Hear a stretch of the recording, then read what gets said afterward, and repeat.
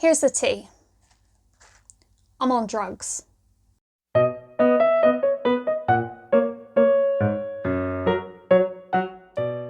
friends, it is Sam, and today I'm going to talk to you about antidepressants. I went on antidepressants at the end of November 2019, and I thought that I'd talk to you about it because there's a lot of stigma surrounding antidepressants and a lot of negative light has been shed on them and a lot of negative opinions are thrown around about them. I was one of the people who thought negatively about them until I went on them. So I thought today that I would shed some positive light on antidepressants. My mental health struggles began when I was 14, which is over 12 years ago. So why have I taken so long to go on antidepressants? I got one word for you: stigma. My mental illness journey began with depression and anger problems, which were probably symptomatic of the depression, to be honest. And I was in full emo mode when I was 14. I was just rocking my sadness, and for some stupid, awful reason, in my school, it was the cool thing to be miserable. So I was just as miserable as possible. I was consuming all that Tumblr content. I was just breathing it in like fresh summer air. And I don't need to tell you what sort of Tumblr content I was consuming, because just the word Tumblr has to send off red flags in your brain. Like, depression Tumblr is brutal.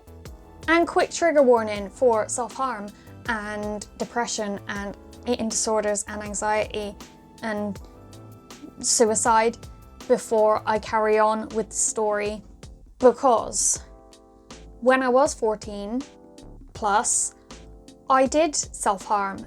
And to me, because I was consuming all this content on Tumblr, I wasn't depressed enough and my cuts weren't deep enough for me to even consider antidepressants. Like, for me to consider antidepressants, I had to have like bloody eyeliner waterfall 24/7, and I had to be bleeding all the time. And that's not the case at all.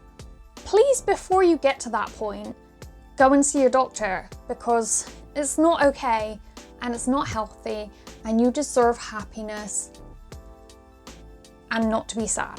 So even as my depression got worse and intensified as I came out of my teenage years and into my 20s, and my anxiety spiked and I got an eating disorder, I still wouldn't go on antidepressants.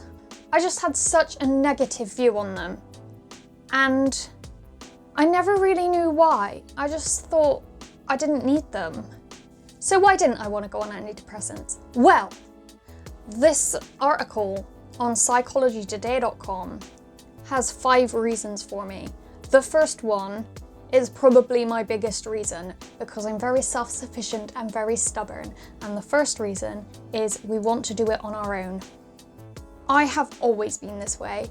I've always been reluctant to ask for help. I don't want to borrow money. I don't want help spelling a word. I don't want help with anything. I don't need medication. Sam's fine. Sam can heal herself.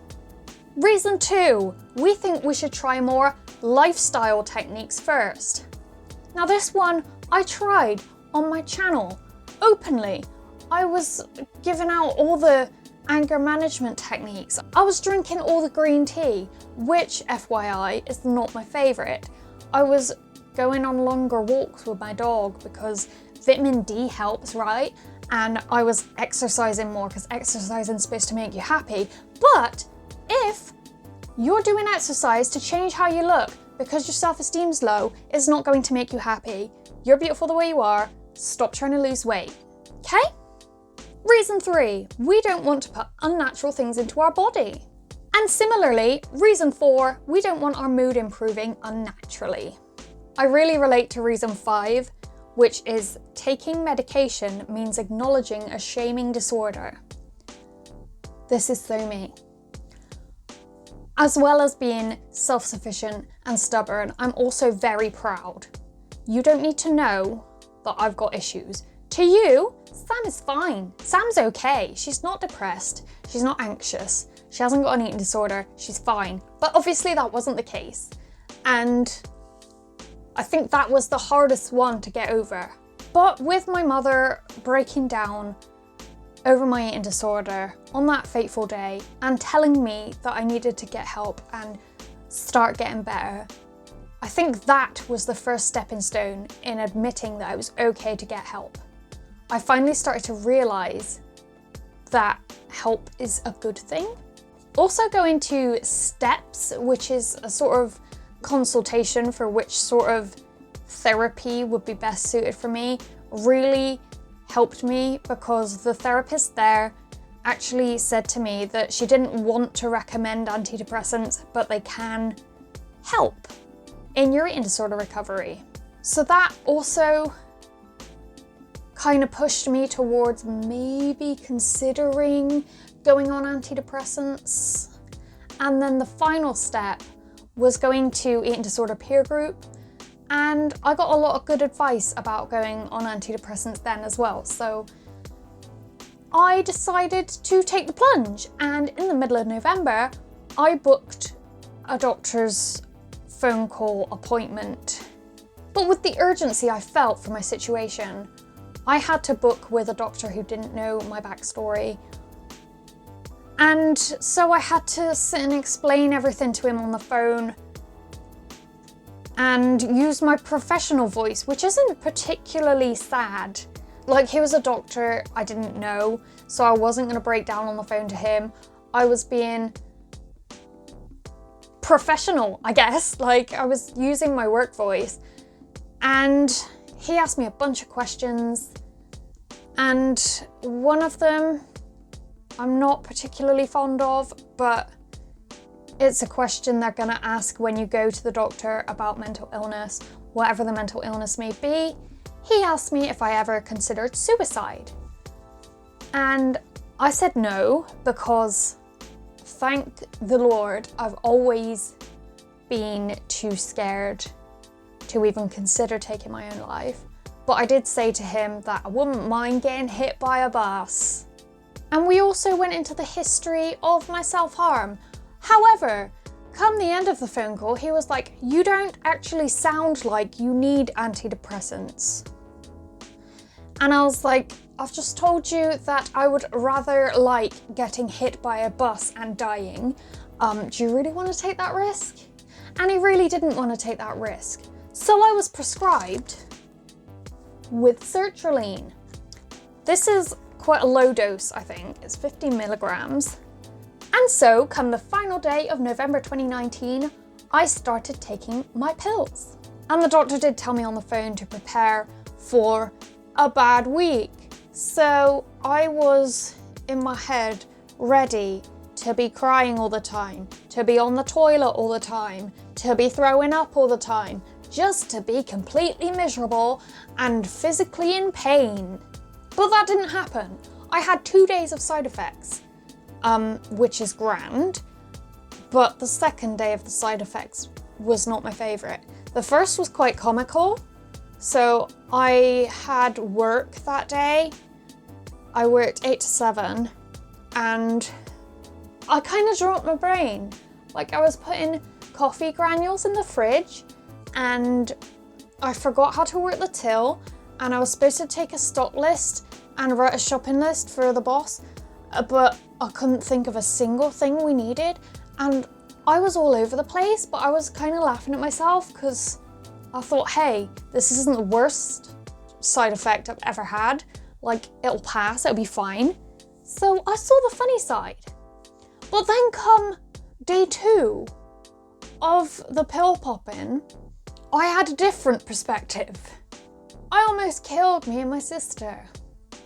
And that's not an exaggeration. Basically, we were going to a garden centre to meet our dad and stepmom for lunch, and we were going down a road at 50 miles per hour, and I thought that I was about to miss my turn. And even though I knew there was a roundabout at the end of the road, so I could go down the road, miss my turn, turn around the roundabout, and then take my turn safely. Instead, I sort of malfunctioned and decided it was okay to fly around the corner at 50 miles per hour. I hit a curb, I almost went into a bush, and I chipped the wheel trim, and it really shook me up. It was really scary. And I don't know why my sister wasn't more afraid, because I was terrified. But we got to the garden centre in one piece, and then I saw my dad and the tears started flowing. I just cried shamelessly in the garden centre in full view of the public. And my dad was like, no, Sam, let's get her out of here. Like, girl can't be seen, she's a mess. So he took me outside, sat me down, calmed me down. We had lunch, and then I went home to cry again. I cried like most of the day. I was very anxious that day, and in my head I was thinking if someone had been standing on that curb, they would not be alive today. And that thought just filled me with guilt. Like, I hadn't even hurt anyone, but in my head I was mourning the death of a person who wasn't standing on that curb. So if you ever do go on antidepressants, please, for me, for the first 2 days, do not drive. Please, please, please. But after those 2 strange and intense days, my depression began to dissolve a little bit. The ice started to thaw. Stop using metaphors. Fast forward to now, and my anxiety has lessened substantially. Like, I still have compulsions. Like, I will check that my car's locked before leaving it, like check every door, check the boot, check the driver's side door again, then toddle off. Usually, pre-meds, I would do that, go home, go back out to the car, do the checks again, because I didn't trust my brain. And at one point it did pay off, because I hadn't shut the driver's side door properly and it was raining and it was open a crack, and the car would have flooded. Like, it was locked, no one could get in, but the car would have flooded. So I kind of slammed my body against the car and all was fixed. So compulsions can pay off, but the anxiety's not there. I still carry out the compulsions, but I'm not a wreck. Also, bit of a bittersweet one, I have a lot more energy. My brain is on overdrive. Overdrive, like, I'm constantly thinking thoughts. I can't get to sleep for about an hour and a half because I'm thinking about things I'm excited about. I'm thinking about videos I'm gonna film. I'm thinking about what I'm gonna eat for lunch tomorrow. Think all the time, and it's very hard to get to sleep. And I also wake up a bit earlier as well. So I don't sleep as much at the moment because I'm kind of a miserable sleeper. Like, if I'm really depressed, then I sleep great, but I will take happiness and lack of sleep any day. My skin has got worse. I don't know how much you can see, but I got like a spot there, spots here. Like, I did have a spot on my chin. My forehead's got quite spotty, and like all down here there was like acne. It was not pretty. It was quite red and raised, as spots are, but I didn't care. Spots never stay. It gon' get better. So I weathered the storm and my skin's a bit better. It's calmed down and that's fine. I'm also enjoying stuff like a lot more. A lot more. I got a scrapbook for Christmas and I've almost filled it in less than a month. Like, picture 21 Jump Street, the scene when they're on the Wi-Fi drug and Channing Tatum just does this massive equation in science class, drops the pen and goes, "Fuck you, science." That's my brain, like 90% of the time. I'm just on. I'm excited for that, I'm excited for that. I'm enjoying doing this, I'm enjoying doing that. I like reading, I like scrapbooking. I like all the things. Stuff is fun, life is fun. I just enjoy everything I'm doing. Like, I don't even care if I look crap at the moment. Like, if I look crap, I'm like, it's fine, I'm happy. I'm gonna look crap, wear joggers, eat pizza, live the dream. The other day, I blow dried my hair. I looked beautiful. I walked the dog, torrential downpour, still got home smiling, blow dried my hair again, got on with my day. Just last night, I said to my sister, I've got so much to look forward to. I'm looking forward to so much at the moment. And she went, oh really, like what? And I went, adopting a donkey and getting my tattoo. She was like, that's two things. I was like, yes, but I'm so excited. I'm so excited for the future, for everything, for tomorrow, for the next day. I'm just excited. Like, I still feel negative emotion, but so much less, and it dissipates so fast. I did go and see Frozen in like the early days of the sertraline, and I didn't cry, and it really threw me off. I was upset that I didn't cry. I was like, this is a Sam trademark to cry at every film she watches. Like, why am I not crying? I'm very upset. My tear ducts have stopped working. I'm a robot. I have no feelings. What is life? But that quickly cleared up when I was unwell. I had 2 bouts of unwellness since taking the sertraline. The first one was acid reflux, which I covered in my eating disorder recovery update thing.